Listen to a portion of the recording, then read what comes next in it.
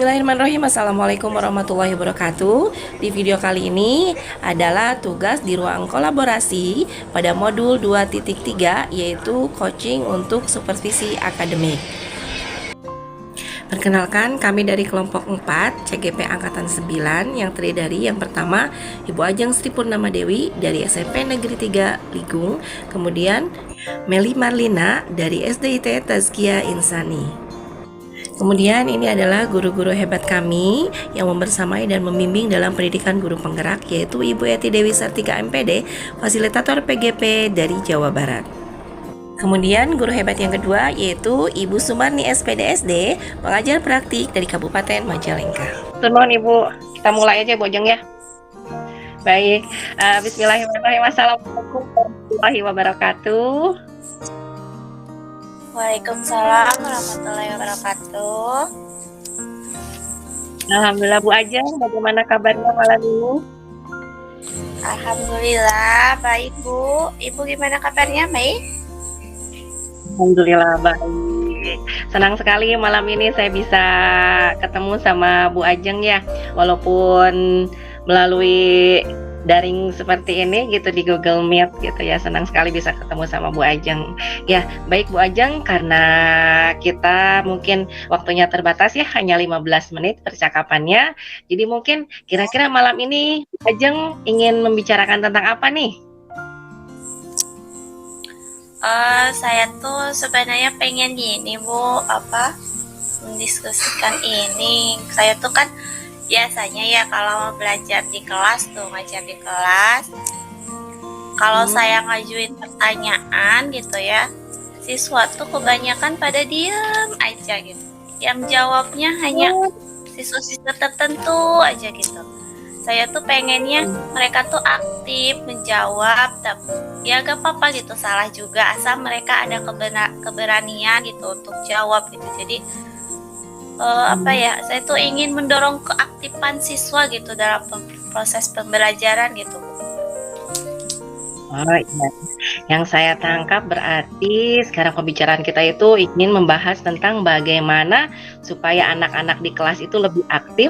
Mungkin tidak hanya itu saja gitu ya, tapi hampir semuanya bisa bisa aktif dalam proses pembelajaran, sehingga mungkin suasana di kelas itu lebih menyenangkan. Mungkin begitu ya Bu Ajeng ya? Iya Bu, jadi suasana di kelas tuh lebih menyenangkan, lebih aktif, gak diem aja gitu, gak pasif gitu. Jadi kita ya juga kan sebagai guru, kalau siswanya aktif, kita juga termotivasi gitu kan Bu. Jadi ngajarnya juga semangat gitu. Tapi kalau misalnya siswanya pada diem, kan kita ya juga sebagai guru kalau ngajar, kok ini siswa pada diem ya, kenapa kan jadi muncul pertanyaan yang lain gitu di kitanya gitu Bu. Ya, betul sekali. Ya, dari tadi yang penjelasan Bu Ajeng, apakah yang Bu Ajeng sudah lakukan saat ini di dalam proses untuk bagaimana terkait pembelajaran di kelasnya? Apa yang sudah Bu Ajeng lakukan sebelumnya?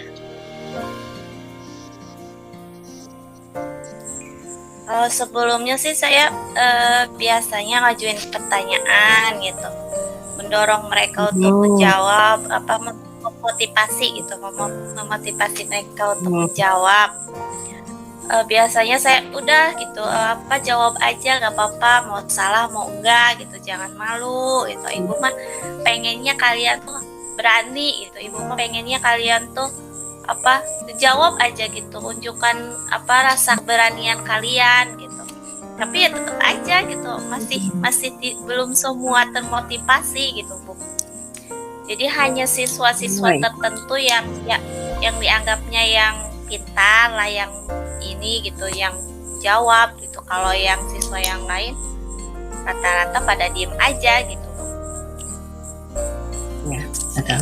Ya, tadi saya simak bagaimana Bu Ajeng tadi apa yang harus diidentifikasi ketika tadi mungkin salah satunya yang bertanya hanya itu saja. Nah, selain itu apa lagi Bu Ajeng?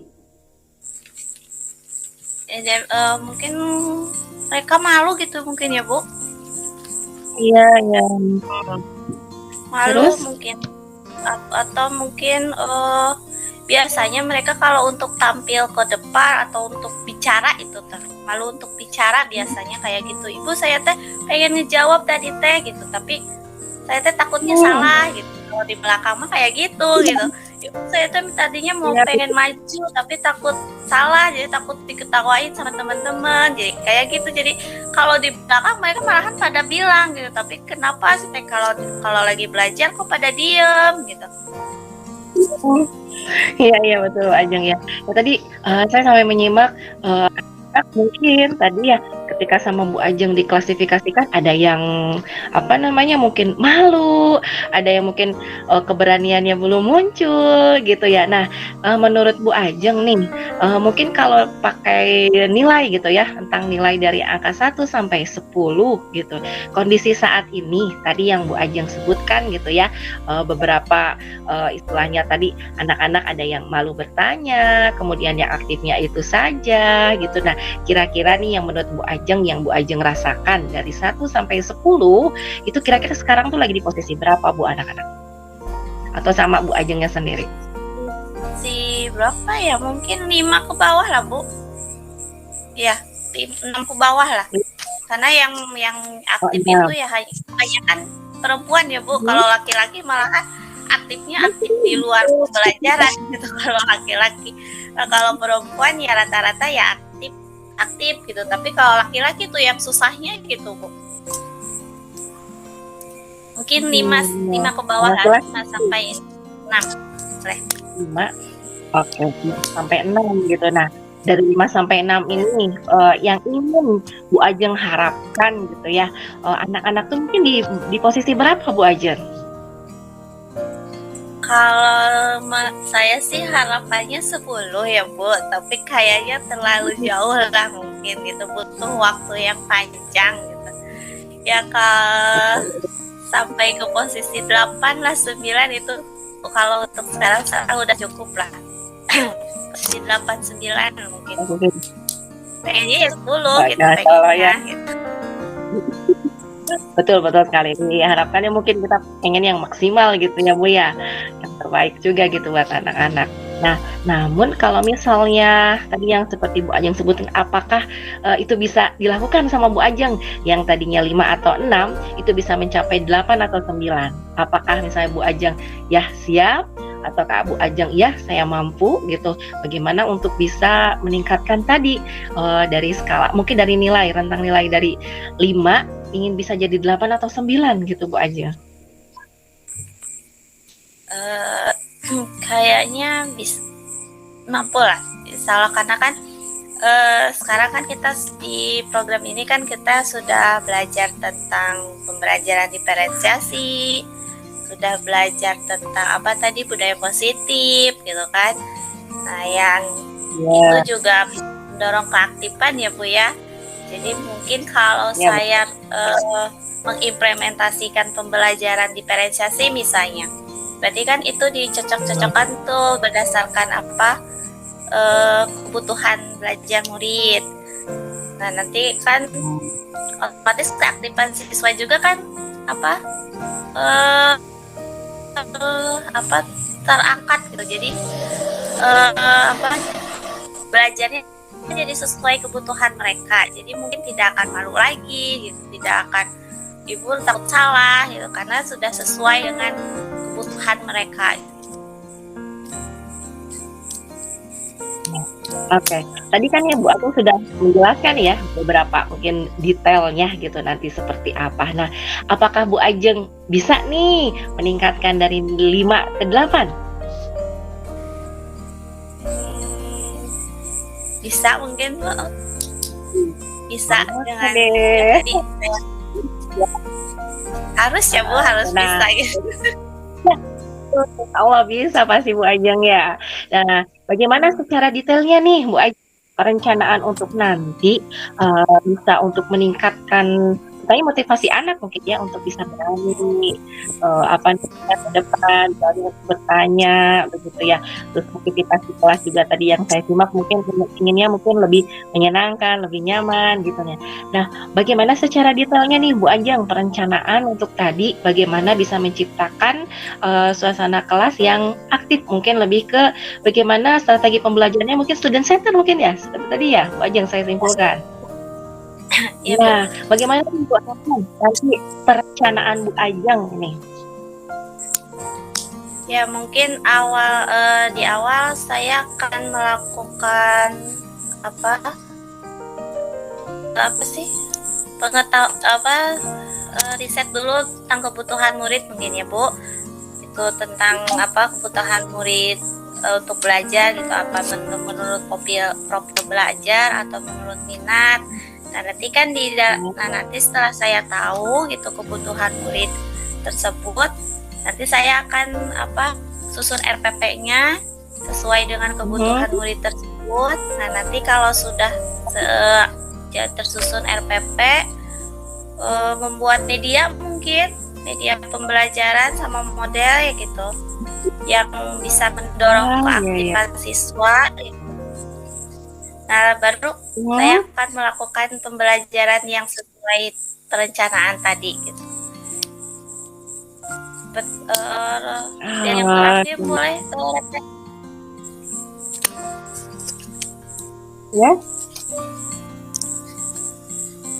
ya Bu? Ya, luar biasa ya. Luar biasa ya. Tadi saya sangat tertarik sekali sih pas Bu Ajeng bagaimana merencanakan media pembelajaran. Itu ya Bu Ajeng ya? Ya. Ya, media pembelajaran itu menurut Bu Ajeng apa sangat berpengaruh ya Bu Ajeng? Kalau menurut saya berpengaruh sih Bu, soalnya kan kalau misalnya kita ngasih pembelajaran gitu ya ke siswa tanpa media, berarti otomatis pembelajarannya juga akan pasif gitu kan, kita yang aktif gitu kan. Tapi kalau misalnya kita dalam proses pembelajaran ada medianya, kita mendorong, memotivasi siswa gitu untuk melakukan atau merefleksikan, mendemonstrasikan media yang sudah disusun gitu, pasti kan keaktifan siswanya juga akan terdorong juga, terangkat juga gitu. Jadi sesuai media sama model mungkin ya Bu ya, karena model juga kayaknya berpengaruh. Betul sekali ya, banyak luar biasa ya. Tadi sangat menarik sekali ya, terutama untuk tadi media pembelajaran yang Bu Ajeng sampaikan gitu ya. Berarti itu mungkin salah satunya dari semua tadi yang Bu Ajeng sebutkan itu bisa menarik interaksi siswa juga, antusias siswa juga berarti Bu Ajeng.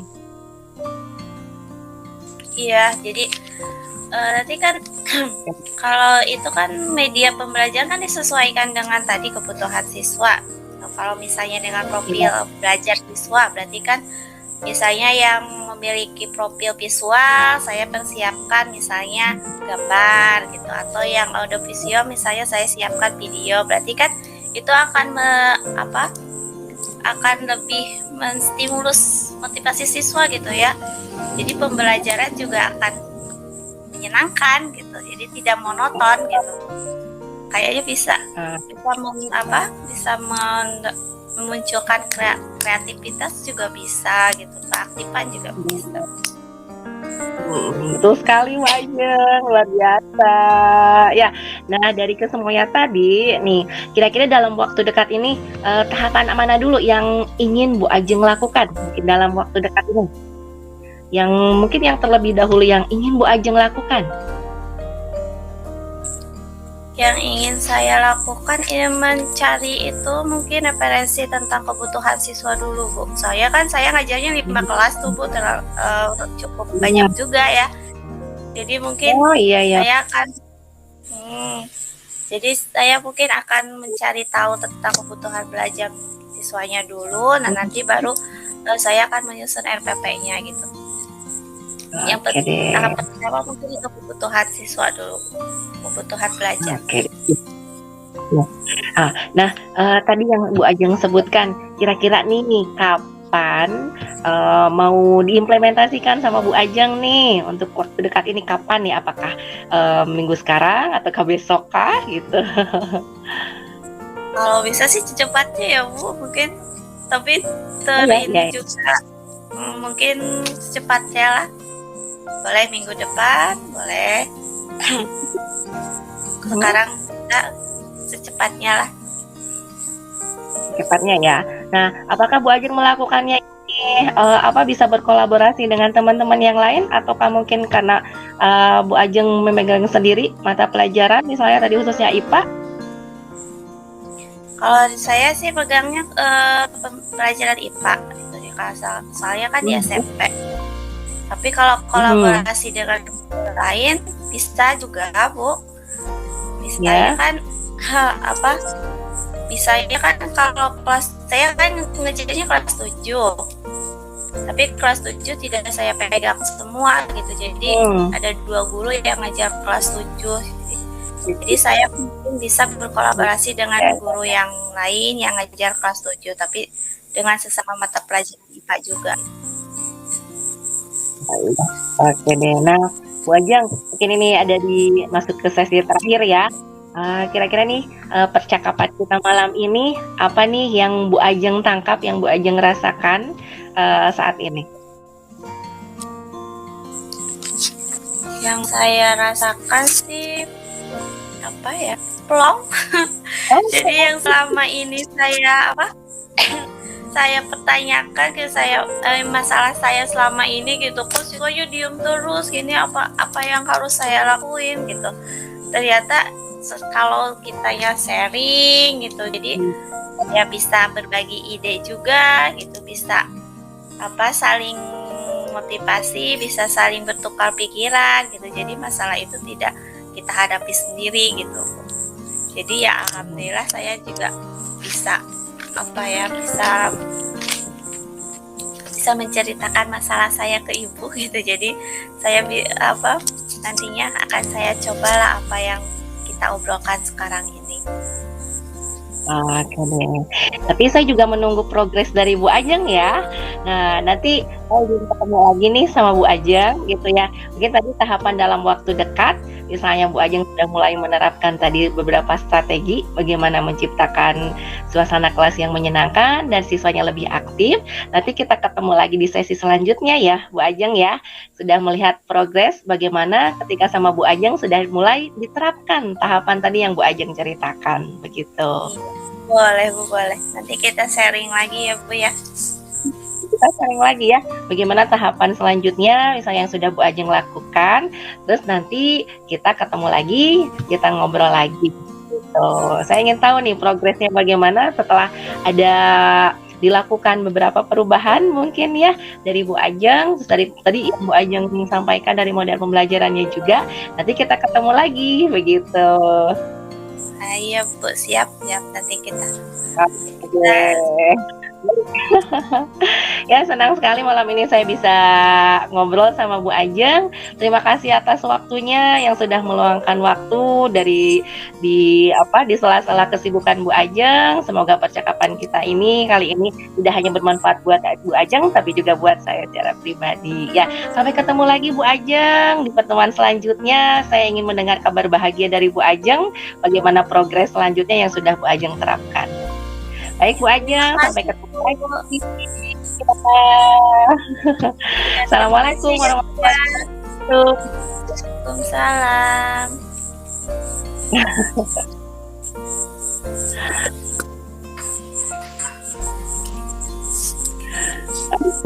Oke, Bu Ajeng.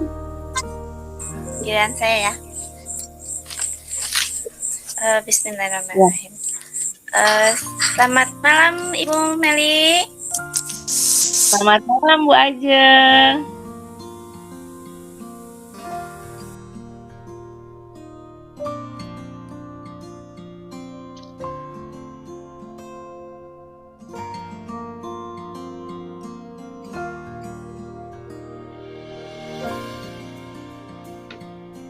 Iya Bu Ajeng.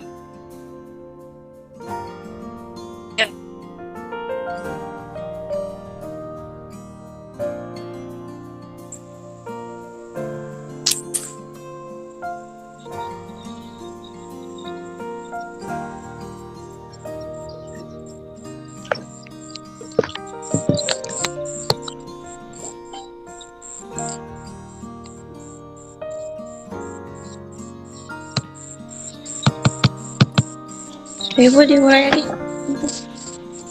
Ya,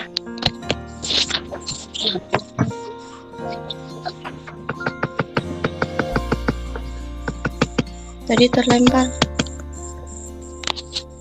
oh ya, oke. Mulai lagi. Ya, waktunya. Bismillahirrahmanirrahim. Selamat malam Bu Meli. Selamat malam buat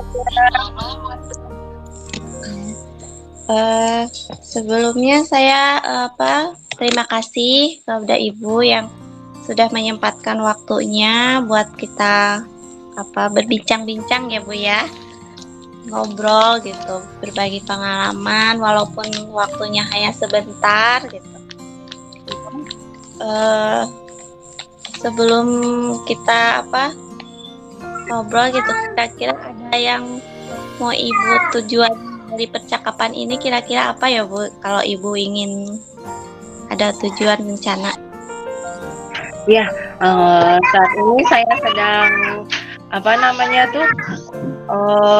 sedang bingung Bu Ajeng ya, bagaimana penanganan untuk anak-anak yang memang ketika sedang belajar tuh ada problem misalnya itu entah dengan temannya gitu ya, atau entah rebutan barang-barang atau apa yang mungkin ada anak-anak yang mungkin dalam artian mungkin tantrum gitu ya. Nah itu terkadang memang membuat saya tuh lumayan keteteran gitu ya dalam proses pembelajaran. Jadi Ibu ngadepin tantrum buat di anak-anak SD ya Bu ya? Iya betul sekali. Kebetulan saya mengajar satu gitu ya. Karena itu kan ya dari TK ke SD, jadi mungkin bertahap lah sedikit demi sedikit gitu ada perubahan gitu. Itu kalau boleh saya tahu yang tantrum itu banyak Bu di SD? Ya, tantrum itu ada berapa macam sih Bu? Yang tantrum itu ada yang memang bisa disiasati gitu ya, bisa ditangani gitu. Ada yang memang kita butuh waktu yang cukup lumayan gitu untuk penanganannya. Kalau biasanya anak-anak SD tuh Bu tantrumnya suka gimana aja gitu, apa hanya nangis kah gitu atau sampai merusak meja atau alat-alat di sekolah gitu. Atau gimana? Iya. Ada beberapa anak yang bisa mukul, nendang, berkata kasar, bahkan mungkin ada yang memang merusak barang-barang juga ada gitu. Nah, ya jadi Ibu ingin mengatasi tantrum itu gitu ya Bu ya, biar anak-anak dalam pembelajaran itu tidak mudah tantrum gitu kan? Ya betul sekali. Nah kira-kira nih Bu, kekuatan Ibu gitu untuk mencapai tujuan tersebut? Kekuatan sekarang coba untuk mengambil hati anak-anak terlebih dahulu ya, mengetahui bagaimana karakteristik anak, terus mungkin saya ingin coba mulai pendekatan dari hati ke hati gitu ya.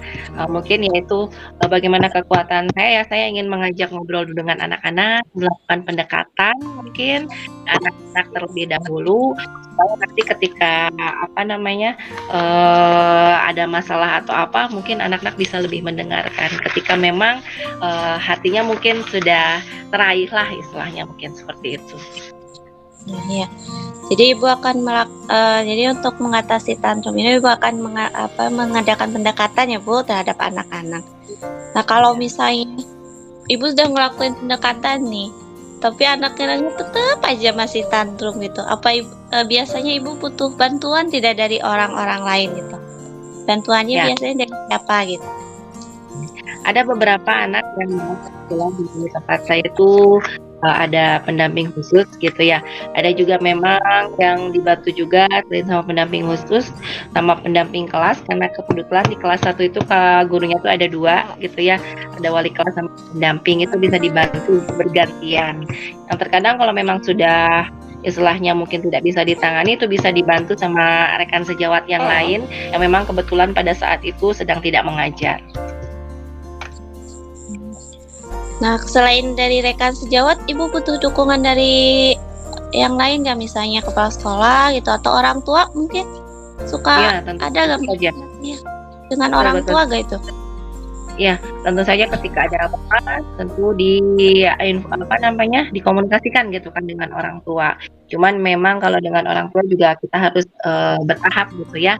Oh, istilahnya komunikasinya menyampaikannya gitu dengan baik kepada orang tua. Kemudian kalau kepala sekolah tentu saja itu dikomunikasikan karena kan ketika ada kondisi apapun di kelas tentunya ada tembusan gitu ya, dikomunikasikan dengan kepala sekolah yang nantinya mungkin kepala sekolah bisa memberikan saran, bisa memberikan masukan, dan juga bisa mengkomunikasikan ketika ada hal-hal yang memang di luar dugaan kita gitu ya. Kadang mungkin ya ketika marah akhirnya merusak barang-barang dan anaknya misalnya berdarah dan lain sebagainya. Jadi mungkin tetap ada komunikasi dengan kepala sekolah.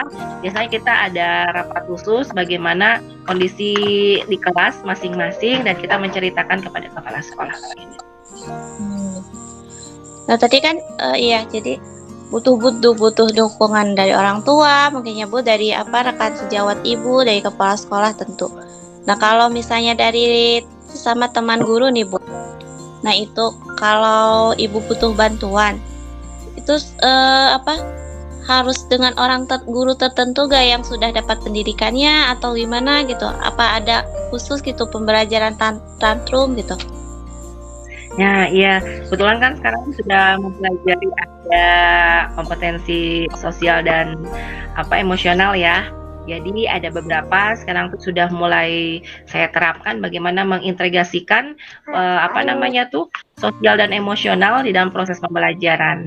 Jadi saya coba untuk masukkan dalam proses pembelajaran. Jadi ada bertahap mungkin ya, mulai tadi yang bagaimana mengelola emosi gitu kepada anak-anak, terus bagaimana ketika marah apa yang harus dilakukan. Misalnya kan mungkin kalau untuk kelas 1 yang tadinya berdiri boleh duduk dulu. Kalau duduk misalnya masih pengen marah, ya udah nggak apa-apa deh, tiduran dulu. Kalau misalnya tiduran masih belum bisa, ayo deh wudhu dulu deh gitu.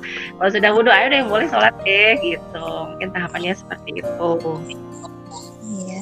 Jadi Ibu akan melakukan pembelajaran sosial emosional ya Bu ya, pengenalan terhadap siswa gitu sama guru. Nah kira-kira kapan tuh Bu akan dilakukannya gitu pengenalan tersebut? Ya, secepatnya sih Bu Ajeng, sebenarnya sih sudah dilakukan ya. Mudah-mudahan lebih maksimal lagi besok gitu ya. Karena untuk sebelumnya mungkin belum maksimalnya itu ya karena pengkondisian juga gitu ya.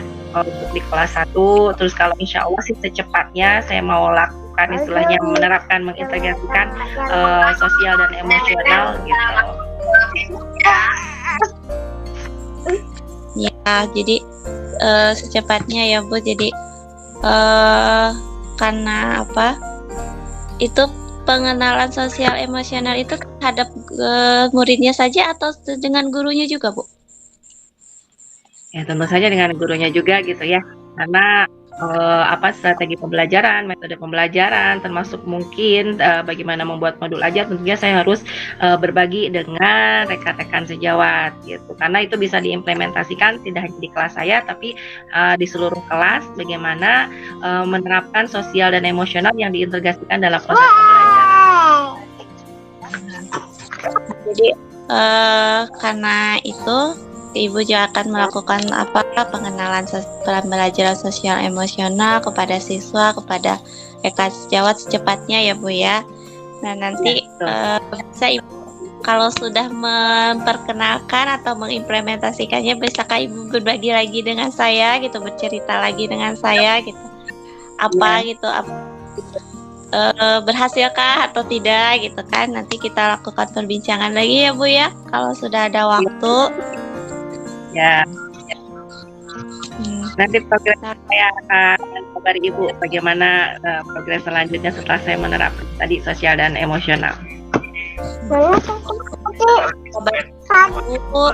Mudah-mudahan usaha Ibu berhasil gitu, dan saya penasaran gitu bagaimana hasilnya. Nanti kita berbagi-bagi lagi pengalaman ya Bu ya.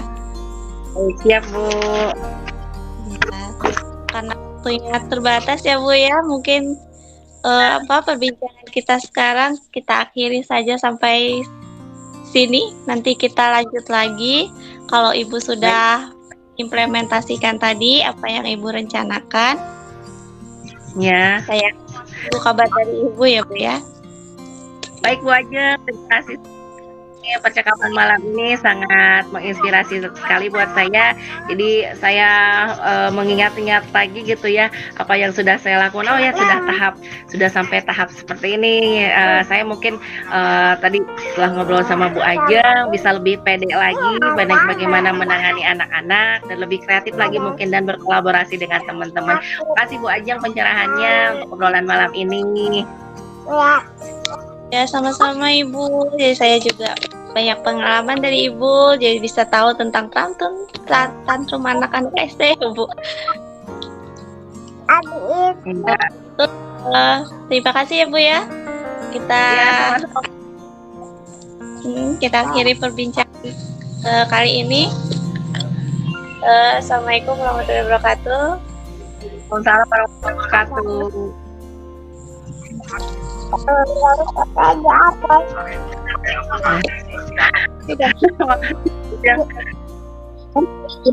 Ini langsung masuk ke main room.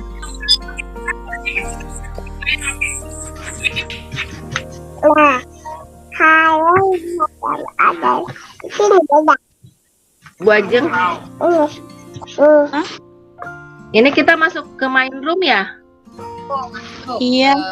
Nah, ya udah. Sampai selesai lagi nih ya. Ya udah.